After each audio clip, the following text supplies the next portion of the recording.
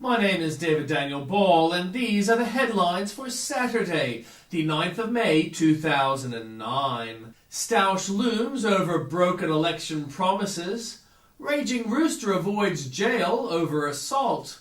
Dockich offered Australian consular assistance. Ads draw genitalia on Virgin Mary's head. 200-hour community service for Liati. Rudd is spending like Paris Hilton. Family history probed in Roselle's double murder. ETS will cost 10,000 coal mining jobs. Boat blast was from deliberate arson. Infrastructure to get $25 billion in budget. Skilled migration intake to be slashed. Swedish couple fight to name son Q. Family of Aussie woman jailed makes plea. And in comments from Tim Blair, reduce the uncertainty. Harvard University climate changing Monica Kopacz exposes greenoid tactics. It is no secret that a lot of climate change research is subject to opinion, that climate models sometimes disagree even on the signs of the future changes. For example, drier versus wetter future climate. The problem is, only sensational exaggeration makes the kind of story that will get politicians and readers' attention. So yes, climate scientists might exaggerate, but in today's world, this is the only way to assure any political action, and thus more federal financing to reduce the scientific uncertainty. So sensational exaggeration, or as we outside of Harvard call it, lying, is justified as a means of securing cash. Is climate lying a crime under climate law? Zinkian oddities. It seems odd in this era of photoshoppery that police would produce mere sketches of a fugitive's possible current appearance. Even odder is that the new sketches based on this image weren't produced until killer beardo academic George Zinkin had already been on the run for 10 days. Also odd, the police sketches are signed. Odder still, according to CBS affiliate WSPA, Zirkin has lately adopted the look of a compressed wolfman. Squished or shaved, Zinkin remains at large. Says one commenter, the police are being outsmarted by this guy big time. Clean kill. Time shower enthusiasts Melissa Doyle would love this. The goal of the piece was to show how water overconsumption could be counted in either disturbing or gorgeous way. Using innovative materials and inflatable technology, according to Elizabeth, this shower curtain slowly inflates around you while you shower. It leaves you only a few minutes to take your shower before trapping you. Better hurry. Title of Elizabeth Butcher's artwork, My Shower Curtain is a Green Warrior. But, as one critic notes, how do you turn off the water after you've been squashed by the curtain for taking too long?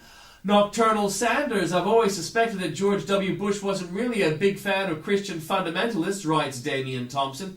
He's an evangelical with Catholic leanings, not a Bible basher. Now my suspicions have been confirmed. Read on, prominent among those who bought into the Bush fundy theory were now retired local columnists. Then again, Bush does possess God-quality time-bending skills, as revealed in the case of John Kerry's friend Wade Sanders. Wade Sanders got bagged with over 600 images of kiddie porn on his computer, and then claimed he was viewing them for research purposes. Stop me if you've heard this one before. Then, Kerry's pal offered an even more hackneyed defense. Bush did it. That's right, Sanders told the judge he didn't start sampling kiddie porn until after he tried to defend Senator Kerry against the Swift Boat Veterans for Truth. That made him a target of those rascally Republicans. That experience caused a serious resurgence of the PTSD, post-traumatic stress syndrome symptoms. I encountered kiddie porn while accidentally downloading what I thought was a comedy video. Alas, as the Wall Street Journal noted, the chronology doesn't work. The Swift Boat Veterans for Truth, who supposedly drove John Kerry's pal to kiddie porn, weren't formed until May 2004. Sanders began downloading his comedy videos in November 2003. That might explain the guilty plea. Expensive, ineffective, and government-backed. Why didn't Kevin Rudd take the politically easier path of providing Australian households with solar panels, instead of persisting with his now-delayed emissions trading scheme? Because solar panels are no panacea, writes Sue Dunleavy. The Daily Telegraph has been given estimates that such a scheme would cost $207 billion. The estimates also reveal it would only get us 12% of the reduction in emissions needed to meet the lowest emission reduction target of 5% by 2020. Worse, a standard 1 kilowatt hour of solar panel system on every one of the nation's 6.38 million rooftops would produce only enough electricity to cover about 1/4 of the average household's electricity use. Households only generate 10% of our greenhouse gas emissions, so concentrating a solution on this one sector won't solve the real problem. Solar panels might be good politics, but they are financially appalling. They are one of the most expensive alternative ways to generate power, yet the government will pay you $8,000 to install them. Do not speak of the mustard. Blogger Williams A. Jacobson has some playful fun with fawning media coverage of an Obama burger purchase. Reaction, outrage. And tiltology, thoughts on the phenomenon of tilting as demonstrated by caring greenist Graham Redfern. What the hell is going on? The fellow somehow became Prime Minister of Britain.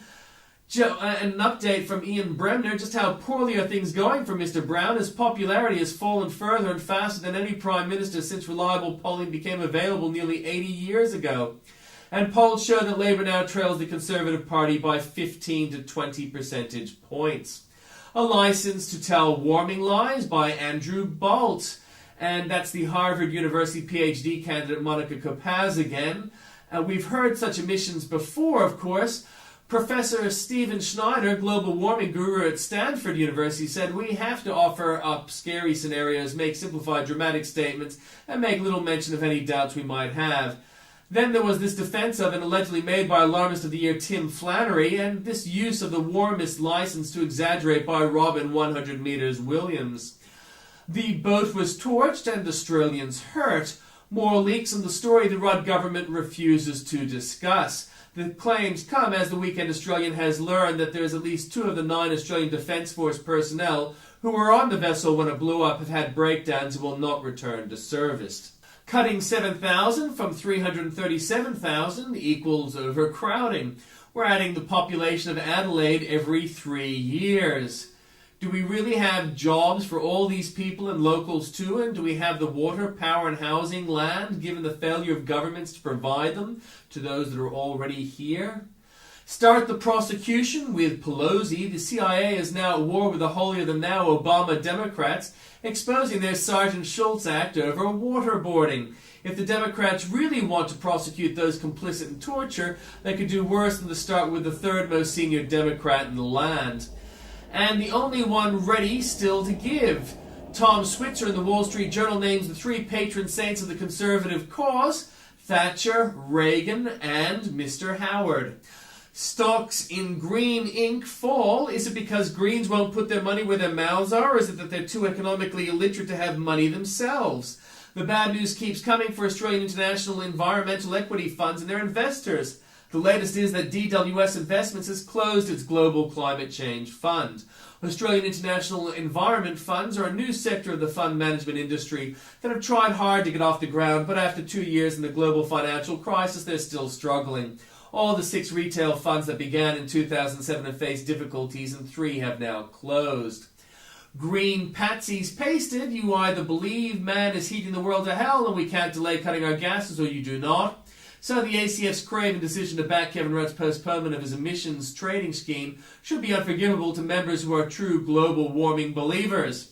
The Green movement is much like the business lobby. It will sell out anything just to sit at Kevin Rudd's table.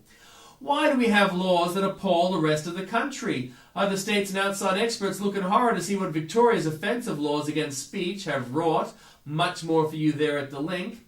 Gillard damns Rudd's plan. You'll have to read more about that. Students taught to fix what isn't broken just when global warming theory is falling apart. New school curriculum insists the debate is over. Our broadcast networks giving up on President's Primetime Pressers by Brett Baier. And Hate Speech by Bill O'Reilly, ending with that enigmatic sentence, so I think the NBC News Bureau in London should stay open. Good luck with that, Bill.